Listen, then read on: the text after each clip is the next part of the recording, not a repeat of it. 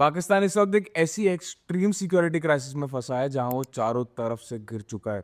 एक तरफ बलूचिस्तान और तालिबान उनके मिलिट्री इंस्टॉलेशंस को टारगेट कर रहे हैं, तो दूसरी तरफ उनके कैपिटल जोन के अंदर बैठे टेररिस्ट को मिस्टीरियस अननोन गनमैन चुन चुन के ढेर कर रहे हैं।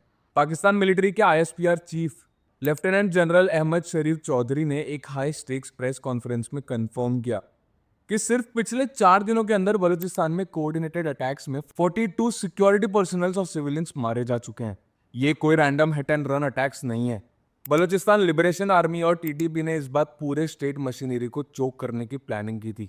इन्होंने N25 हाईवे, जो बलूचिस्तान को कराची से जोड़ने वाली मेन इकोनॉमिक आर्टरी है, वहां चोक पॉइंट्स बनाकर मिलिट्री कॉन्वॉयज को आईईडी से टारगेट किया। साथ ही की एनर्जी एसेट्स जैसे जियारत के मांगी डैम की पुलिस चेक पोस्ट और फ्रंटियर कॉप्स के कैंप्स पर हेवी ऑटोमेटिक वेपन्स और रॉकेट से साइमल्टेनियस अटैक किए, ताकि सिक्योरिटी फोर्सेस को रीएनफोर्समेंट का मौका ही ना मिले।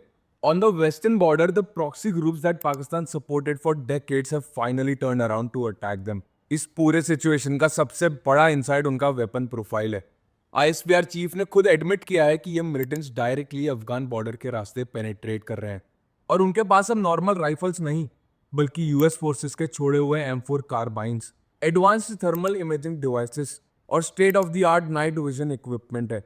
बलूचिस्तान उनके मिनरल वेल्थ और सीपीईसी के ग्वादर पोर्ट की वजह से उनका सबसे बड़ा इकोनॉमिक एंकर है। अगर बीएलए और टीटीपी इसी तरह हाईवेज और इंफ्रास्ट्रक्चर को होल्ड करते रहे, तो पाकिस्तान का बचा कुचा इकोनॉमिक कॉरिडोर भी पूरी तरह कोलैप्स हो जाएगा। लेकिन इस सिचुएशन का दूसरा पहलू तो इससे भी ज्यादा डेंजरस है। जब पाकिस्तान की मेजर एक्टिव आर्मी बॉर्डर पर फंसी हुई है, तब उनके मेन सिटीज और हाईली फोर्टिफाइड सेफ हाउसेस के अंदर एक साइलेंट वॉरफेयर चल रहा है।